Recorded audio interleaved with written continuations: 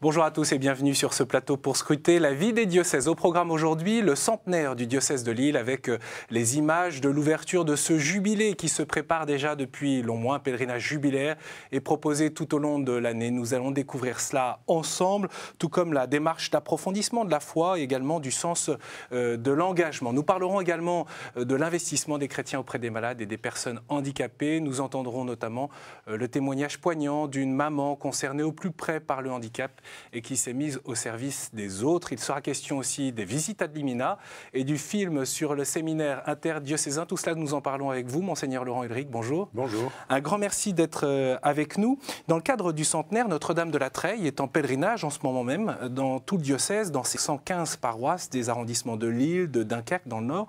Une forme de présence de la Vierge Marie au plus proche des gens dans ce diocèse qui fait un peu plus d'1,5 million d'habitants. Vous teniez, vous, Monseigneur, à cette proximité? Oui, et ça a réussi, si j'ose dire, déjà, plus qu'espéré, parce qu'on avait pensé que Notre-Dame de la Treille circulerait dans le diocèse pendant une année, et finalement, les demandes de rendez-vous ont été telles qu'on prolonge sur une deuxième année. Alors, qu'est-ce qui se passe autour de ce pèlerinage? Alors, d'abord, le pèlerinage est dans deux sens. Le premier, c'est Notre-Dame de la Treille qui vient dans les paroisses, dans les institutions, dans les hôpitaux. J'y suis même allé à la rencontre des détenus dans une des prisons du diocèse, qui est situé sur le diocèse. Et ça, c'est la première chose. Et alors, qu'est-ce qui se passe? Il se passe des temps de partage biblique, des temps de partage évangélique, des temps de partage de vie, de la prière, bien sûr. Je crois de la convivialité aussi qui se passe à l'occasion du passage de Notre-Dame de la Treille. Voilà. Et donc, dans chaque paroisse, dans chaque institution, dans les établissements scolaires, ça représente, je crois, une très belle rencontre. Une rencontre de prière, une rencontre avec la Vierge Marie, une rencontre des chrétiens entre eux, et probablement une rencontre d'un certain nombre de gens qui, par ailleurs, n'ont pas forcément l'habitude de fréquenter l'Église tous les dimanches. Donc ça, c'est une belle occasion. Et puis alors, il y a le retour, parce que les catholiques sont invités, les chrétiens sont invités à venir faire un pèlerinage à la ville épiscopale et à marquer par un certain nombre d'étapes au cours d'une journée la découverte de ce qui se passe dans la ville de Lille du point de vue chrétien. Alors justement, on va en parler avec vous, mais peut-être il faut parler de cette ouverture du centenaire. C'était formellement à la mi-octobre avec un concert de carillon dans tout le diocèse. Ce sont des cloches aussi des églises, un beau signe joyeux pour remarquer l'ouverture de ce jubilé en la cathédrale Notre-Dame de la Treille à Lille. C'est un reportage d'Olivier de Carenfleck.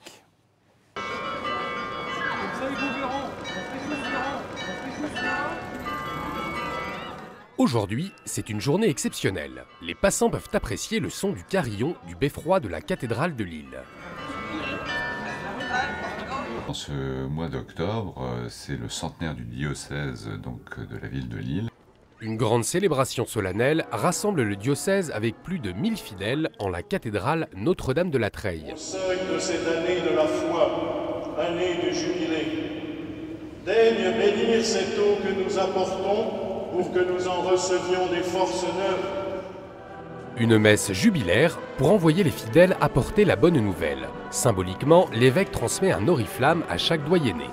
Un message déjà entendu par des centaines de bénévoles qui se mettent au service du diocèse en cette année jubilaire. Alors il a d'abord fallu que les uns et les autres entendent l'appel à se préparer au centenaire. L'inconvénient de l'avantage de n'avoir que 100 ans, c'est qu'on a peu la conscience diocésaine.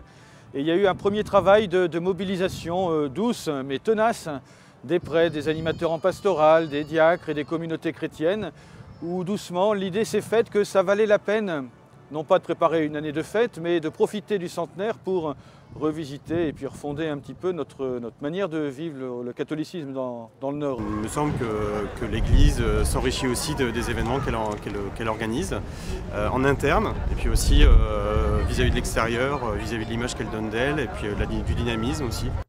Voilà 2 ans que le diocèse se prépare à fêter 100 ans d'existence, un jeune diocèse mais riche d'histoire, raconté à travers un livre interactif à la Cité de l'Évangile. Le diocèse de Lille fête cette année ses 100 ans. Et ça m'a permis de redécouvrir, au fond, nos racines chrétiennes. Et de découvrir dans ce diocèse une vue vraiment étonnante, parce que profondément perturbé 2 fois de suite par la guerre 14 qui arrive l'année suivante de la création du diocèse, par la guerre 40 où les évêques sont pris au collet en face à des décisions extrêmement difficiles. Un pèlerinage va également voir le jour. Il passera par différents sites et aura 2 portes jubilaires, l'une à la cathédrale, l'autre actuellement en confection au séminaire de Lille. D'autres lieux seront ouverts aux pèlerins. L'archevêché, qui est le lieu de vie de notre pasteur, où les pèlerins pourront déposer un courrier. Ensuite, la maison de l'apostolat des laïcs, où se trouvent tous les mouvements d'église. Là, leur sera proposée une découverte de ces mouvements d'église. La chapelle de la Réconciliation, qui est la plus vieille chapelle de Lille, où là leur sera proposé le sacrement de pénitence. Puis la Cité de l'Évangile, qui est un lieu un peu spécial dans notre diocèse, où on peut découvrir des témoins d'aujourd'hui. Tous ces lieux sont bons pour se souvenir de jubilés, mais c'est particulièrement dans 3 églises jubilaires que se vivront différents temps forts, la cathédrale Notre-Dame du Treil, l'église Saint-Vaast de Bailleul et la petite chapelle Notre-Dame des Dunes à Dunkerque. On a vu donc ces images, cette ouverture du jubilé dans votre cathédrale. D'ailleurs, on voyait bien ce rite de l'aspersion qui rappelle le baptême. Et bien le centenaire, c'est au fond, au cours de cette année de la foi, le chemin spirituel de la redécouverte, l'approfondissement du sens du baptême jusqu'à la confirmation à la Pentecôte. C'est assez significatif. Oui. Pourquoi vous souhaitiez ces points d'attention, ce cheminement? J'avais souhaité que la préparation du centenaire et le centenaire se déroulent sur 3 années. Une année pour essayer de se remettre en face de l'engagement des chrétiens dans la vie sociale. Parce que parfois on a le sentiment, on dit que les chrétiens ne sont plus très engagés dans la vie sociale, qu'ils se sont repliés sur leur sacristie. Et je ne crois pas que ce soit vrai. Et le diocèse a une forte tradition, il y a une forte tradition d'engagement social des chrétiens qui demeure.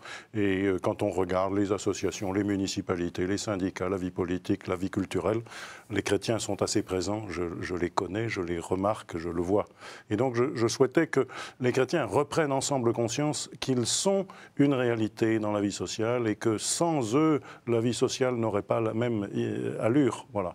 La deuxième chose, c'est que l'engagement des chrétiens étant assez certain et ayant besoin d'être toujours soutenu, il peut se présenter comme un témoignage implicite de la foi. Or, dans le monde d'aujourd'hui, ça n'est plus évident ce que c'est que d'être chrétien, d'être baptisé, de faire référence à Jésus-Christ. Et donc, j'ai voulu, dans une deuxième année, inviter les chrétiens à prendre conscience du fait que s'ils n'entrent pas dans un dialogue sur les raisons de croire, sur la joie de croire, sur leur vraie raison de s'engager au service des autres, et la vraie raison, c'est le Christ ressuscité, le Christ qui donne de l'espérance, le Christ qui ouvre à la charité, eh bien, si on n'est pas ouvert à cela, il manque quelque chose dans notre témoignage. Et la troisième année, c'est puisque nous sommes des gens qui voulons être au service des autres, puisque nous sommes des gens capables de dire les raisons que nous avons d'être croyants, laissons-nous enraciner dans la vie sacramentelle, laissons-nous enraciner dans la rencontre sacramentelle de Christ, à travers la parole de Dieu et à travers les gestes sacramentels, le baptême et la confirmation. Et la confirmation m'a paru être ce signe que l'on pouvait donner à tout le monde, parce que la confirmation, bien sûr, ça va être la confirmation d'un certain nombre de personnes, et probablement plusieurs centaines. Vous avez appelé d'ailleurs nombreux jeunes et adultes. Oui, jeunes et adultes. J'ai appelé tout le monde de 15 à 85 ans. Dire, si vous n'avez pas été confirmé, il est toujours temps de le faire. Et deuxièmement, ce n'est pas simplement des personnes qui vont être confirmées dans la foi, mais c'est l'Église tout entière qui va se sentir renouvelée dans son baptême et renforcée par le Seigneur, par l'Esprit de Dieu, dans à la fois la capacité de témoignage et dans la capacité de servir, avec une immense espérance. Oui, d'ailleurs, si on prend les choses à rebrousse-poil, cet approfondissement ou cette nouvelle conscience du baptême peut aussi redonner du sens à l'engagement quand il peut s'affadir. Bien sûr, et il se trouve que c'est providentiel probablement. L'Église de France aujourd'hui invite, à travers le Diaconia 2013 à Lourdes au mois de mai prochain, à ce renouvellement aussi de la charité et du service des autres. Et donc, nous sommes sur les mêmes thèmes, les mêmes thématiques, nous essayons de les vivre vivre ensemble. Et à la fois l'envoi d'environ 200 personnes à Lourdes pour le mois de mai et le retour et la confirmation peut-être d'un millier de personnes 10 jours plus tard, je crois que tout ça procède d'un même mouvement, d'une même réalité, d'un même approfondissement, s'assurer sur le Christ, attendre la force de son esprit. Voilà qui est le programme. Et concrètement, puisque les uns et les autres, on a besoin souvent de faire des pas concrets, il y a ce pèlerinage de Notre-Dame de la Treille en 2 temps, vous l'expliquiez tout à l'heure, mais il y a aussi ce chemin jubilaire. Oui, alors le chemin jubilaire, donc, il se fait dans la ville de Lille, mais nous avons tenu aussi que ce ne soit pas simplement dans la métropole lilloise, mais aussi dans 2 autres endroits du diocèse, qu'on puisse le vivre. C'est-à-dire qu'à chaque fois qu'il y a quelque chose qui se vit à la cathédrale Notre-Dame de la Treille comme église jubilaire, il est proposé qu'on vive des choses semblables aussi, à la mesure des lieux, à Bailleul, dans l'église Saint-Va, où se trouve Notre-Dame du Fief, et qui est aussi une belle tradition de rencontre de la Vierge Marie, et puis à Notre-Dame-des-Dunes à Dunkerque, parce que il y a là, Dunkerque, c'est l'église des Dunes, hein, c'est le nom propre, la signification propre de ce nom, et donc Notre-Dame-des-Dunes, qui est la petite église, la petite chapelle, comme on dit, qui est le lieu de référence pour beaucoup de Dunkerquois, et je crois que là aussi c'est extrêmement profond. Il y a un enjeu de communion, d'unité dans le diocèse, autour de ce centenaire. Bien sûr, d'abord parce que c'est toujours l'unité, c'est toujours un enjeu partout. La vie sociale et politique du monde tel qu'on la regarde, elle est avide d'unité et elle a du mal parfois. Et très faiseuse de division. Ça, c'est vrai. Et donc tout homme en lui-même et avec les autres a besoin d'être appelé à l'unité. Mais deuxièmement, pour ce qui est du diocèse de Lille, qui est un jeune diocèse, comme on le sait, donc 100 ans d'existence, la constitution même en diocèse d'unités séparées, la métropole, la partie flamande et la Flandre maritime du côté de Dunkerque, il y a besoin de les faire converger les unes vers les autres en se disant l'Église, bien sûr, c'est là où je suis, dans ma paroisse, dans le mouvement auquel j'appartiens, etc., le service que je rends, mais c'est aussi beaucoup plus large, une Église diocésaine. Vous parliez tout à l'heure, Monseigneur Ulrich, de ce renouvellement dans la charité, de ce ressourcement pour s'engager auprès des autres. Et le diocèse de Lille a une grande tradition, je le disais, de l'engagement dans le domaine social. Je souhaiterais qu'on parle de la présence des chrétiens auprès des malades, parce que la vie n'est pas toujours conforme à nos rêves.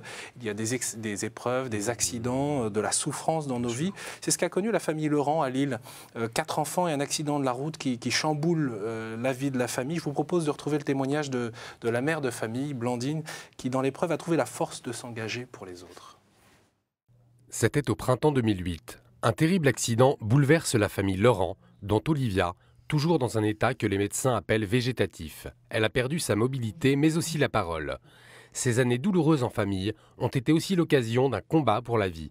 Pour Blandine, c'est aussi un chemin spirituel. Souvent m'est revenue cette parole du Christ sur la croix qui dit « Mais Seigneur, pourquoi m'as-tu abandonné ?» Et dans ma vie, avec Olivia, j'ai constaté plusieurs fois que le Seigneur ne nous abandonnait pas.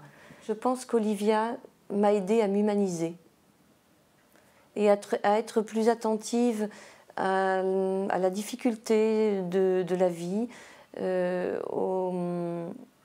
au quotidien de ces personnes pour qui c'est difficile de vivre et qu'il est indispensable d'aider. Blandine a choisi de s'investir dans différents projets pour partager son expérience. L'écriture d'un livre, un engagement à la prévention routière et un soutien à la pastorale de la santé du diocèse en s'investissant dans la commission d'accessibilité de la cathédrale de Lille. Ce jour-là, et pour la première fois, elle s'y rend accompagnée de son fils, d'une infirmière et d'Olivia. Un moment important pour Blandine. Ça me donne un sentiment de liberté. Et de me dire, eh bien maintenant, quand je déciderai de venir avec elle, ce sera n'importe quand on en a envie. Je trouve que c'est fabuleux de me dire que maintenant, ça y est, on a une autonomie et que d'autres l'auront aussi. Voilà, c'est une belle avancée. L'accueil de tous dans un beau lieu comme celui-là. Aujourd'hui, Blandine a un rêve. Créer un lieu d'accueil destiné aux proches de personnes lourdement handicapées. Un projet d'envergure pour Blandine, mais possible grâce à la force qu'elle puise dans sa foi et dans le regard d'Olivia. Très beau témoignage de cette famille bouleversée, de cette maman. Au fond, on voit bien d'ailleurs qu'il trouve la force à la fois auprès de sa fille, mais aussi auprès des autres. Et puis dans cette ouverture, hein, c'est une invitation à changer de regard d'ailleurs sur... Oui, et puis manifestement qui est puisé à la force du Christ lui-même et qui est alimenté régulièrement dans la rencontre par la parole de Dieu et par la vie sacramentelle dans le Christ. Et ça, je crois que c'est très, très fort. Je me souviens de la visite de Blandine et de son mari qui me demandaient notamment d'accélérer le processus pour réaliser cet ascenseur d'entrée dans la cathédrale. Et on avait un système qui ne marchait pas bien. J'ai essayé de donner tout ce que je pouvais pour que cela se fasse le plus rapidement possible. Ça me faisait honte personnellement qu'on n'ait pas réussi jusqu'à présent sur ce point. Et je suis heureux qu'on soit arrivé enfin à manifester de façon concrète avant l'année du jubilé qu'on s'attachait très précisément. C'était un geste symbolique, ça veut dire qu'on le fait là, il y aurait bien d'autres choses à faire. Je sais bien que par exemple les personnes malentendantes voudraient qu'on installe des boucles dans les églises et dans un certain nombre de lieux fréquentés. Donc je crois qu'il faut qu'on puisse faire des signes, donner des signes comme cela, qui sont des signes importants auxquels je tiens. Et il me semble que je ne suis pas le seul à y tenir, que dans l'Église, on est attentif à cela. Et ça se réalise peu à peu. Voilà. Je suis content qu'on évoque cela parce que la pastorale de la santé, c'est aussi la visite aux malades, mais ça nous paraît plus naturel. C'est en route partout, là où on peut, il y a des aumôneries. Mais des gestes comme celui-là sont des gestes extrêmement significatifs et heureux. Monseigneur, vous étiez pendant une dizaine de jours à Rome pour votre visite ad limina. Je souhaiterais que vous nous en disiez quelques mots. Dans ce deuxième groupe d'évêques français, il y avait à peu près une quarantaine d'évêques du nord et de l'est de la France. Le pèlerinage vous a conduit au tombeau de Saint-Pierre, à celui de Saint-Paul, en la basilique Saint-Paul-Hors-les-Murs, mais aussi dans les différents dicastères. Et puis bien sûr, auprès du pape, en quoi cette rencontre a été marquante pour vous ? Eh bien, cette rencontre a été, je crois qu'il y a comment dire, à la fois la méthode inspirée par Benoît XVI. On avait l'habitude, ceux qui ont fait plusieurs visites ad limina déjà, d'être reçus individuellement par le pape. Et puis on nous a annoncé qu'on ne serait pas reçus individuellement, mais en groupe, une ou deux provinces à la fois, c'est-à-dire entre 5 et 10 évêques. Et ça, nous avons commencé par nous dire, tiens, c'est curieux, c'était dommage, on avait une bonne rencontre personnelle. À la réalité, le souvenir que j'en ai, la rencontre personnelle que j'ai eue avec le pape Jean-Paul II, très à la fin de sa vie, en janvier ou février 2004. C'était quelques mots. C'était quelques mots et le sentiment qu'il était très fatigué et qu'il ne pouvait plus écouter beaucoup. Alors, et nous avons été très contents de cette expérience parce que le pape Benoît XVI, qui est un homme d'écoute et un homme de parole, aime entendre ce qu'on a à lui dire. Et il avait sollicité que l'on prépare des thèmes. Vous pouvez nous en parler ou est-ce que c'est confidentiel cet échange avec le pape ? C'est une rencontre privée, donc on ne dévoile pas le contenu même de la rencontre, c'est une conversation privée. Mais sur des thèmes qui sont des essentiels. thèmes qui sont les thèmes de la vie d'Église et de notre responsabilité de pasteur.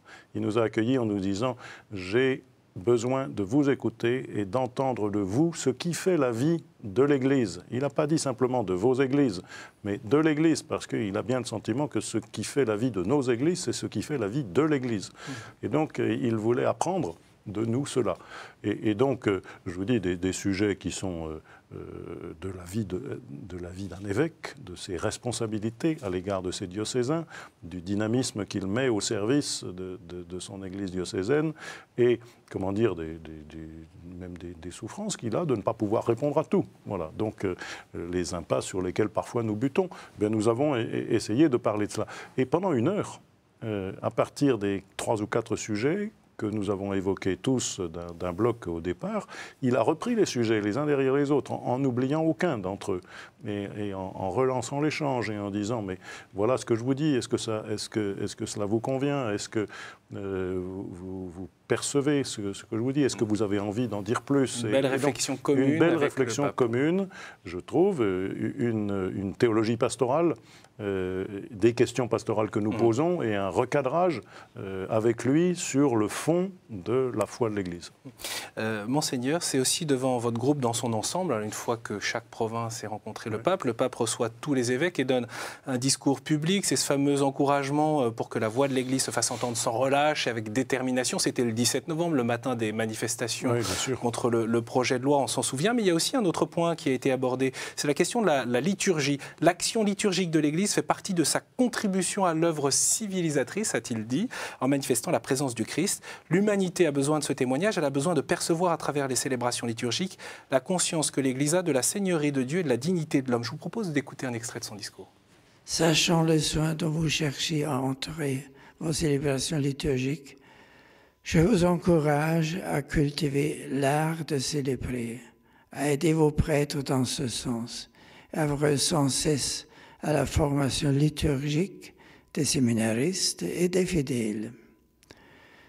Le respect des normes établies exprime l'amour et la fidélité à la foi de l'Église au trésor de grâce qu'elle garde et transmet. La beauté des célébrations, bien plus que les innovations et les accommodements subjectifs, fait œuvre durable et efficace d'évangélisation. On n'y pense peut-être pas assez à l'œuvre efficace et durable d'évangélisation à travers la liturgie. Ben oui, la liturgie, c'est une langue, c'est un langage, c'est une façon de parler à Dieu et de parler de Dieu devant la société dans laquelle on se trouve. C'est un témoignage, la liturgie. Et ce n'est pas simplement quelque chose d'ésotérique fait pour ceux qui comprennent. Et beaucoup, même parfois, disent on n'a pas tout compris. Mais c'est un bain, et c'est un bain de parole, un bain voilà. Et donc ça, c'est extrêmement important de se dire, l'Église bénéficie d'un langage particulier pour dire dans le monde sa foi. Mais la deuxième chose sur laquelle je réagis, cela veut dire que parfois on a cherché des petites bêtes dans l'Église de France, dans la liturgie de l'Église de France, en disant qu'elle n'était pas bien accordée à ce que l'Église romaine... Est-ce qu'on est sorti des années de bricolage, d'interprétation personnelle? Bien sûr, c'est comme cela que j'ai entendu le discours du pape qui dit, mais sachant le soin que vous apportez à la célébration liturgique, dit le pape. Et ceci est vrai. Cela veut dire que c'est une véritable attestation que le pape donne à l'Église de France que la liturgie qu'elle cherche à faire vivre, et il en a l'expérience puisqu'il l'a vécu chez nous en 2008 quand il est venu à Paris et à Lourdes, il a le sentiment que l'expression liturgique que nous avons mise en place à la suite du Concile de Vatican II et maintenant 50 ans après est significative pour être une vraie langue compréhensible, même si on ne comprend pas tout. Parfois on dit c'est difficile, c'est un langage, etc. Mais bien sûr, c'est une langue pour parler de quelque chose d'indicible, la relation avec Dieu. Et on ne peut pas prétendre comprendre tout d'un coup. Le pape évoque la formation liturgique des séminaristes et des fidèles. La formation au séminaire est décisive sur ce point pour vous? Bien sûr, oui. Mais il n'y a pas qu'au séminaire. Heureusement, par exemple au diocèse de Lille, la formation au séminaire, elle est toute proche de la formation des laïcs en responsabilité qui se passe dans le même bâtiment, de l'autre côté du bâtiment, et là aussi on attache de l'importance à la formation liturgique. Justement, le séminaire a souhaité communiquer en ouvrant ses portes à une réalisatrice, Véronique Bréchot, qui en a réalisé un film sur le parcours de quelques séminaristes. Prêtres pour se donner, c'est le titre de ce film. C'est intéressant de voir qu'au fond ce film il est sorti peu de temps avant la série Arte, ainsi soit-il, qui montre une vision très caricaturée, très fantasmée du séminaire. Qu'est-ce que cela dit? Oui, une vision qui était une fiction, et après tout, on peut avoir une fiction sur ce sujet qui dit, entre parenthèses, que le sujet continue d'intéresser. Oui. Voilà. Et à côté de cela, on a eu l'image, la fiction et la réalité. Qu'est-ce que vous souhaitiez que ce film dise au fond du séminaire? Alors qu'il dise d'une part que c'est une belle vie de communauté, d'autre part que la formation de séminaire se passe dans le séminaire, elle se passe aussi en dehors du séminaire. On a fait attention à ce que soit équilibré dirais, les deux passages. Le temps passé au séminaire est un temps important pour la formation intellectuelle, la formation à la prière, à la liturgie, et tout ce qui est, voilà, cet ordre-là. Mais il y a aussi une formation à la rencontre pastorale.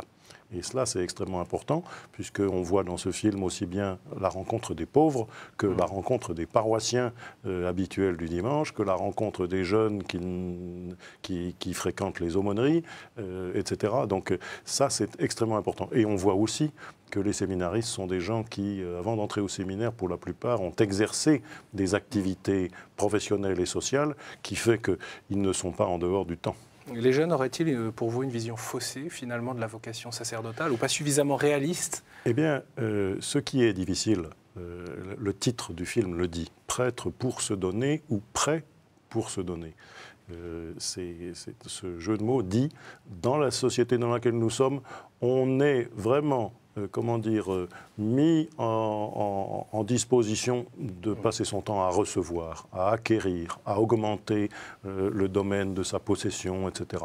Et au contraire, on vous dit le bonheur avec le Christ, c'est de se donner. C'est de donner sa vie.